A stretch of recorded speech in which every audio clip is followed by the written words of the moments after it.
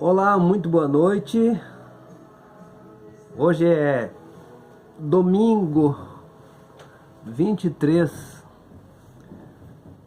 de maio de 2021 e eu quero saudar a todos os meus inscritos e pessoas que vão assistir esse vídeo, né? Com a paz do Senhor Jesus neste domingo. Eu vou falar hoje aqui algumas coisas sobre a questão do dízimo. Eu sei que já fiz alguns vídeos, tá, sobre esse assunto que estão aí logo embaixo aí, né? Eu acho pertinente porque as pessoas vêm fazer algumas perguntas quando a gente se comunica e fala aí para alguns cristãos, né, sobre essa questão do dízimo na dispensação da graça. Será que a gente deve mesmo pagar dízimo, levar dízimo para a igreja? Será que a gente deve contribuir com a igreja? Entendeu? Então, essas perguntas, quando a gente mostra para as pessoas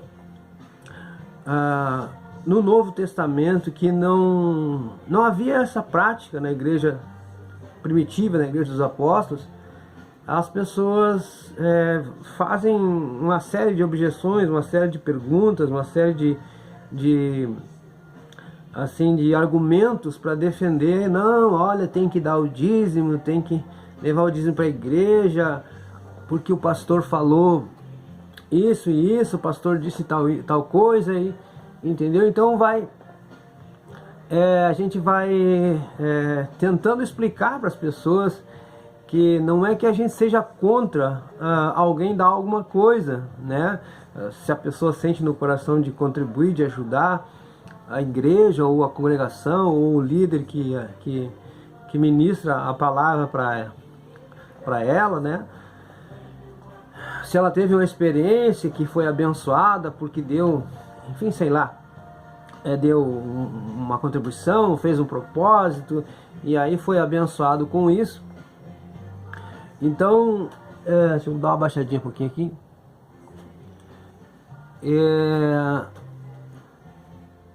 Eu quero dizer que, independente da experiência que alguém possa ter ou não com relação a dar alguma coisa para a igreja, o nosso pensamento, nossas experiências que nós temos, elas têm que estar de acordo com a Bíblia, porque raciocine comigo. Se nós somos cristãos, nós somos cristãos por quê? Porque alguém um dia disse que Jesus Cristo era um Salvador, que nós deveríamos aceitá-lo como nosso Salvador, nosso único e suficiente Salvador, tá certo? E uns têm uma experiência de um jeito, outros têm a experiência de outro jeito. Uns vieram para a igreja de uma forma, uns vieram por uma doença, ou porque foram curados, e alguns vieram porque ouviram a pregação e se sentiram, o seu coração se compungiu, como diz Atos 2:37, compungiram-se em seu coração, né? E as pessoas vieram aceitar a mensagem do Evangelho e entender que eram pecadores, sendo assim se arrependendo dos seus pecados e se voltando para Deus. Então, quando a gente tomou essa decisão, alguns tomaram a decisão numa campanha na rua, outros tomaram a decisão num evento, outros tomaram essa decisão de seguir a Jesus numa igreja, alguns numa igreja grande, outros numa igreja pequena, na capital ou no interior, enfim.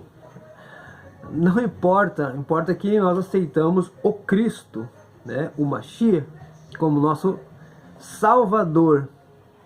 Mas de onde se originou esse Mashiach, esse Jesus, esse Yeshua? Ele veio da Bíblia, dos Evangelhos. São 4 Evangelhos, 4 visões diferentes de 4 homens que escreveram a vida de Jesus. o tempo ministerial que Jesus começou a fazer os milagres, começou a fazer e pregar o evangelho, pregar a palavra do reino, né? Então, esse Jesus que nós conhecemos como nosso Salvador, ele veio, né, de Israel, ele é judeu, da tribo de Judá, e ele veio da palavra de Deus, dos evangelhos. Enfim, nós lemos nos evangelhos sobre a vida de Jesus, desde sempre foi assim. Só estou fazendo um resumo. Então, a base para nós, não fugimos muito do assunto, a base para nós dizermos alguma coisa tem que estar de acordo com a vida que Jesus viveu, e imediatamente após Jesus, os seus seguidores, os apóstolos, os primeiros, que nós costumamos chamar de a igreja primitiva. Entende? Então, essa igreja primitiva, como ela viveu? Será que... tem um livro, né? O primeiro livro que dá um relato, que dá um relato dos atos, ou seja, das coisas que aconteceram com os apóstolos, com os discípulos após a morte de Jesus, após a subida ao céu. Antes de subir, ele esteve com eles ainda, dando mais algumas instruções, até que ele foi, né, ascendeu ao céu. Então ele deixou os apóstolos, né, Judas já substituído por Matias, e então ali a igreja começou a tomar forma, começou a igreja a agir sem a presença, vamos dizer assim, visível de Jesus. Sua presença estava através do seu Espírito. Inclusive a Bíblia diz que o Espírito Santo falava, o Espírito Santo. Não é assim que ele usava alguém para falar, mas o Espírito Santo. Há uma escritura no livro de Atos que diz: disse o Espírito Santo. Entendeu? As pessoas estavam ali orando e diz a escritura, disse o Espírito Santo. Então o Espírito Santo falava com eles naquela unção que eles estavam, naquele nível espiritual que eles estavam, tá? O Espírito Santo falava com eles. Então, nessa igreja formada, nessa igreja que começou a se formar, que começou a fazer, Deus começou a operar, e começaram a acontecer os eventos que os Atos dos Apóstolos, o livro de Atos dos Apóstolos, que é escrito pelo médico Lucas, que escreveu o Evangelho segundo Lucas, ou segundo a visão de Lucas. Então, esse livro de Atos, ele mostra os primeiros eventos da igreja, como ela se organizou, até que veio também Paulo, que antes era Saulo, até que Paulo, que era Saulo, se tornou Paulo, né? Eu sei que há várias visões aí, uns dizem que Saulo não é Saulo, é Shaul, enfim, mas é assim que nós entendemos, né? Poderia fazer um estudo mais detalhado sobre essa questão, dessas outras questões, mas a questão que nós temos aqui é os atos da igreja. A igreja, os apóstolos, os apóstolos originais, há um versículo que eles mandam obedecer Malaquias 3:10. Há algum versículo? Não há. E se não há um versículo em que eles tratam especificamente de Malaquias 3:10, significa que a igreja não tinha essa prática de recolher dízimos. Aí você vai me perguntar, mas como isso? Por quê? Porque foi introduzido, segundo as escrituras, foi introduzida uma nova aliança. Uma nova aliança. Eu não sei se as pessoas costumam entender isso. Uma nova aliança. Algumas pessoas, quando a gente fala sobre questões da lei, principalmente os adventistas, eles dizem, então agora nós estamos sem lei. Não. O apóstolo Paulo é bem claro em dizer que nós não estamos sem lei, mas nós estamos sobre uma nova dispensação, no qual essa dispensação ela tem novas regras, ela tem nova lei. ela tem enfim, novos itens que a lei, aquela lei passada, ela não cabe nessa nova dispensação, porque essa dispensação, se ela é nova, significa que esse era assim a grande o grande problema dos judeus, e é até hoje o grande problema do povo de Israel, porque o Messias que eles esperavam seria um Messias que não ia unir o povo de Israel, e eles achavam que esse Messias ele ia confirmar a lei de Moisés. E na verdade, eles tiveram uma visão errada, porque na verdade Jesus confirmou a lei. Porque o Senhor Jesus, ele disse que ele não tinha vindo para abolir, ele disse que passaria os céus e a terra, mas que as suas palavras não passariam, né? Ele disse que até que um jota, um tio,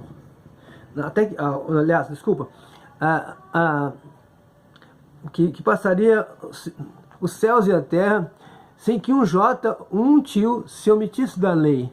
Então, ou seja, não ia ser tirado nem um jota, nem um tio da lei, mas que tudo iria se cumprir. Ora, então o que está valendo a lei até hoje? Não significa que Jesus foi aquele que cumpriu a lei no seu pleno sentido. Ele cumpriu a lei enquanto viveu, ele viveu sob a lei, foi circuncidado. Com certeza, a cada ano, no tempo da Páscoa, em que ele era levado a Jerusalém, era oferecido também um cordeirinho por ele, ora, ele sem pecado, mas era oferecido porque ele tinha que cumprir com a lei, obedecendo, entende? Cumpriu com a lei, obedecendo. E a cereja do bolo, ou seja, o clímax, o cumprimento final, é que com a sua morte, uma morte do cordeiro sobre o madeiro, que alguns dizem que foi uma cruz, outros dizem que foi uma estaca, o que interessa é que foi feito um sacrifício sobre um madeiro. E ali foi cumprida a antiga aliança, ou seja, a antiga aliança com algumas, vamos dizer assim, que algumas das suas normas, dos seus cerimoniais, se encerraram ali em Jesus. Porque já não era necessário mais fazer um sacrifício anual de cordeiro, estar vindo a Jerusalém todos os anos para sacrificar o cordeiro. O sacrifício do Mashiach, do Cordeiro de Deus, que tira o pecado do mundo, foi feito de uma vez por todas, não necessitando mais de sacerdotes, de intercessores, não necessitando mais que um sacerdote se vestisse lá com toda a sua vestimenta e que fizesse todo aquele cerimonial para degolar um cordeiro em favor de famílias. E quantas milhares de famílias eram, e todos os anos era feito aquele tipo de cerimonial. Então, quando Jesus, o Cristo, o Mashiach, se apresenta a Israel e diz que sem mim nada podeis fazer, e que se vocês não crerem em mim, vocês vão morrer nos vossos pecados, e disse quem não come a minha carne, não bebe o meu sangue, não tem parte comigo. Então todas essas palavras, essas mensagens de Jesus, essas falas de Jesus, elas foram interpretadas com horror. Aquilo era novo para eles. Outra frase de Jesus: amai vossos inimigos, orai pelos que vos perseguem. Então, isso para os judeus era difícil, né? Embora na lei lá estivesse alguma coisa falando sobre isso, para eles que eram inimigos, e são até hoje, inimigos ferrenhos dos filhos de Ismael, dos filhos de Amon, dos edomitas, enfim, dos samaritanos. Havia um ódio. E aí vem o Mashiach, o Messias, dizendo que deveriam amar os seus inimigos, orar pelos que vos perseguem, bem dizer e não mal dizer. Então, toda essa mensagem nova pegou uma nação que não entendeu a espiritualidade da lei de Deus e, levando ao pé da letra, tinha ódio. O coração deles era completamente cheio de ódio. A mensagem do Evangelho, do amor de Deus, não entrava no coração deles, porque o coração deles estava cheio de ódio. E você pode notar que o ódio, ele cega a pessoa. Quando uma pessoa está com ódio, a pessoa comete uma bobagem. A pessoa não consegue raciocinar com ódio no coração. E aquele povo não conseguia raciocinar, porque esse Machia, esse Jesus de Nazaré, esse que tinha vivido com eles ali, conheciam, sabiam que ele era filho de Maria e que seus irmãos estavam ali, como ele aparece com uma nova mensagem, que sabedoria é essa que agora ele tem, e como traz coisas que nos impactam, no caso, eles pensaram, que impactam a nossa vida. Jesus dizia coisas desconcertantes.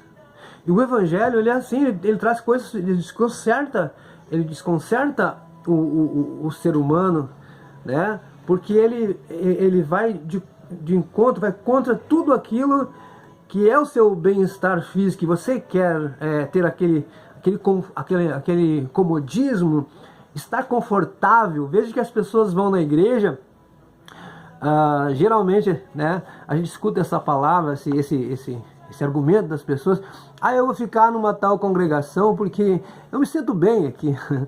Eu quero estar onde eu me sinto bem, irmão. Eu gosto de estar no local onde eu me sinto bem.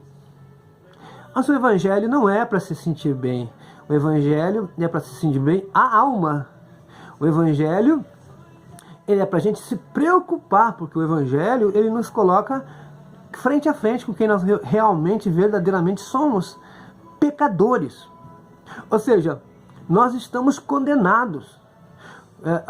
Nós transgredimos a lei de Deus, e a transgressão da lei de Deus era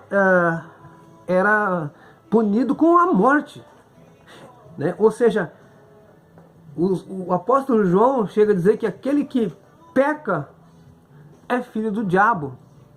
Aquele que peca é do diabo. Então, veja bem, se a gente, como diz assim, nós pecamos todos os dias. Então, todos os dias somos filhos do diabo. Isso é de se pensar. Então, é para se preocupar. O Evangelho nos leva a nos preocupar e procurar viver uma vida de consagração, sempre chorando aos pés do Senhor, pedindo misericórdia, né? Então, mas para quem? Para aquela pessoa que se acha que é certinha, que tá tudo bem com ela, que ela é uma pessoa que dá o seu dízimo, é uma pessoa as igrejas que têm uma doutrina mais conservadora: eu sou conservador, eu cuido da minha vida, eu dou um prato de comida para quem chega na minha porta, eu uso minhas roupas decentes, eu não uso roupa escandalosa, eu sou certinho, eu pago as minhas contas e tal. Essa é uma justificação humana, né, daquilo que é o dever. Quando a gente faz as coisas corretas, não é mais do que o nosso dever. Entendeu? Então, eu não vou me alongar muito nessa situação, quero voltar ao assunto.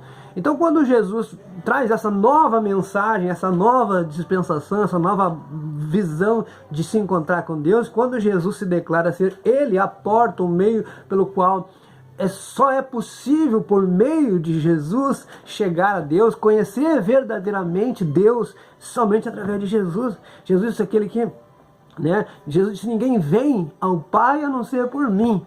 Entendeu? Então, Jesus se proclama ser infalivelmente o único meio de o ser humano se justificar, ser justificado em Deus, justificado através do Messias, para ser salvo. Então, para eles, era a lei, era a religião judaica, que era o meio pelo qual a humanidade pudesse ser salva. E Jesus vem e diz exatamente ao contrário. Então, meus queridos, aquela mensagem pegou eles e até hoje é o motivo deles odiarem o Mashiach, né? Pegou eles de surpresa e embaralhou completamente a cabeça de todos eles. E então a igreja então introduziu, como está falando, introduziu uma nova dispensação. E a igreja, após Jesus, que Jesus deixou, que Jesus estava com ela, porque Jesus disse assim: eu estarei convosco, né, todos os dias até a consumação dos séculos, Mateus 28:20, estarei convosco todos os dias até a consumação dos séculos. E disse também no Evangelho de São João, e disse que vocês vão chorar, né, eu voltarei para vocês, não vos deixarei órfãos, né, disse, o mundo não me verá, mas vós me vereis, porque eu estarei convosco, estarei junto com vocês, né, na sua manifestação na pessoa do Espírito Santo.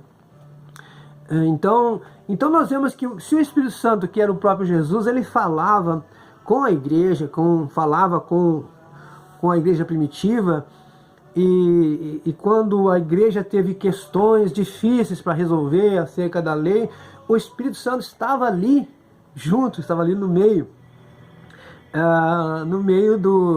da igreja dos apóstolos, no meio dos concílios, das reuniões, para resolver essas questões, para orientar, para revelar, porque o Jesus disse assim, o Espírito que seria enviado, ele vos ensinaria toda a verdade, vos guiaria em toda a verdade. Então veja bem, que durante esse tempo da igreja de Atos, não houve nos concílios apostólicos e nas cartas paulinas, nas 13 cartas de Paulo, não houve um mandamento sequer, preste atenção, não houve um mandamento sequer para pagar dízimos. Não houve um versículo, não houve um momento sequer em que os apóstolos fizessem um culto, ou que os apóstolos enviassem alguém até alguma cidade para ir buscar os dízimos para Jerusalém. Porque até então ali Jerusalém era, inicialmente, Jerusalém era a sede. Era a sede da igreja. Seria a sede do cristianismo. Então, meus queridos, não há um versículo sequer. Muito pelo contrário. Muito pelo contrário. Nós vemos aqui no livro de Hebreus, eu vou ler essa escritura aqui para vocês. Aqui no livro de Hebreus, nós vamos ver aqui, ó, que diz assim: os que dentre os filhos de Levi recebem o sacerdócio, têm ordem segundo a lei de tomar o dízimo do povo, isto é, de seus irmãos, ainda que tenham descendido de Abraão. Então veja bem, os argumentos que eu anotei aqui, alguns argumentos que as pessoas trazem, que geralmente as pessoas dizem, ó, quem não dá o dízimo não é abençoado. Quem não dá o dízimo é ladrão de Deus, se referindo a Malaquias 3:10. Eu vou dar uma explicadinha ponto por ponto aqui rapidamente, para esse vídeo não ir muito além, né? Outro argumento: o dízimo era antes da lei de Moisés. Veja bem, como é que você vai sair disso aí? Como é que tu vai sair dessa aí, irmão? E o dízimo era antes da lei de Moisés. E daí, irmão, como é que fica?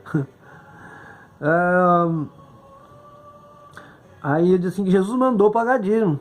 Viu? Tá aqui, ó. Jesus mandou pagar dízimo. Mateus 23:23, né? Outro argumento: dai a César o que é de César e a Deus o que é de Deus. Então aqui, tá vendo, irmão? Ó, tem que dar o dízimo que é de Deus.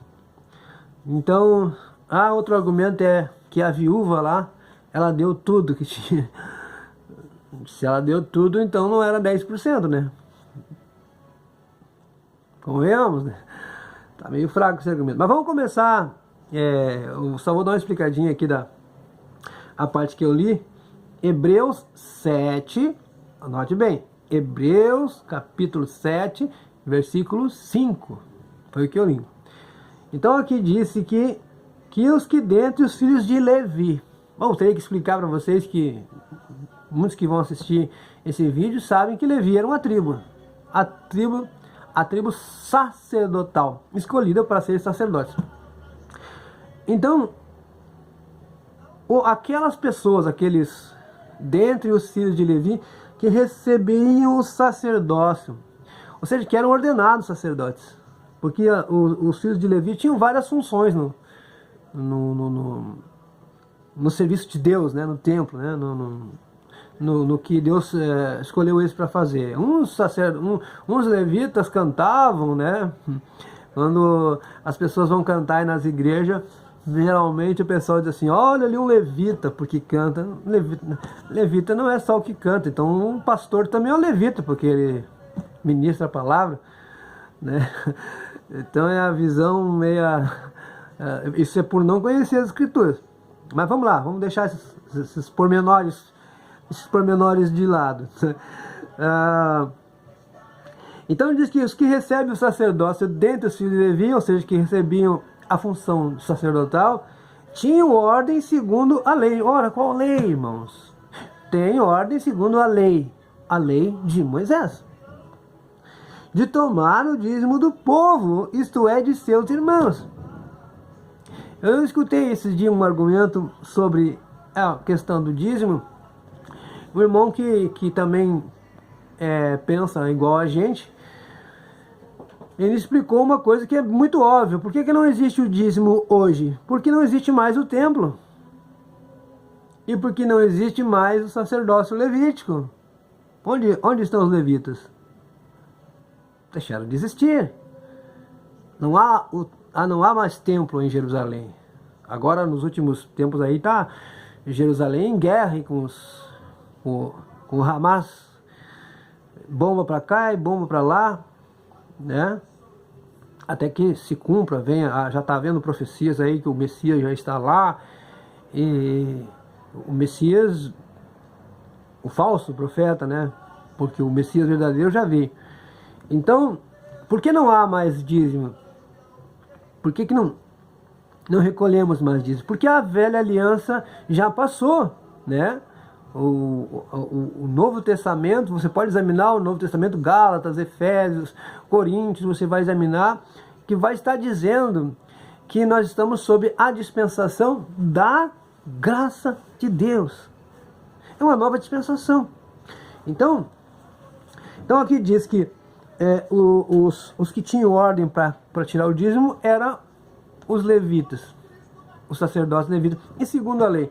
Então, eu não sou levita, e não existe nenhum pastor evangélico ou pentecostal. Eu não sou pastor, mas não existe um pastor evangélico, ou batista, ou adventista, ou sei lá, metodista, luterano, né? Que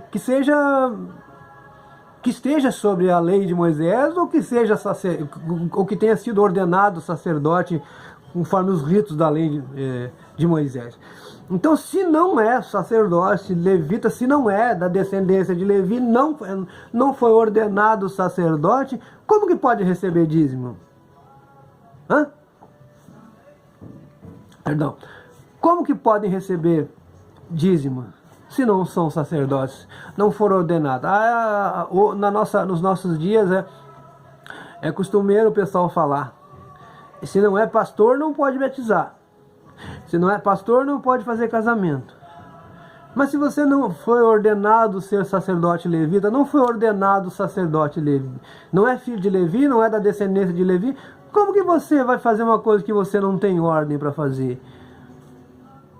Aqui está sendo bem claro, está dizendo bem claro que quem tem ordem para tirar dízimo do povo é um sacerdote levita. Então o argumento que esse irmão trouxe é um argumento bem forte e bem interessante. O templo não existe mais, não há mais sacerdócio levítico, e nós estamos na dispensação da graça. Então é impossível você fazer uma coisa que A Bíblia não te autoriza. Ah, mas eu quero dar o meu dízimo. Bom, você quer dar, é um problema seu. Aí eu vou fazer a segunda parte, porque a minha câmera já está me avisando que vai terminar o meu tempo. Então que Deus te abençoe e possa pensar nessa questão aí, tá? Vamos parar aqui nessa parte aqui e vamos fazer a outra parte depois.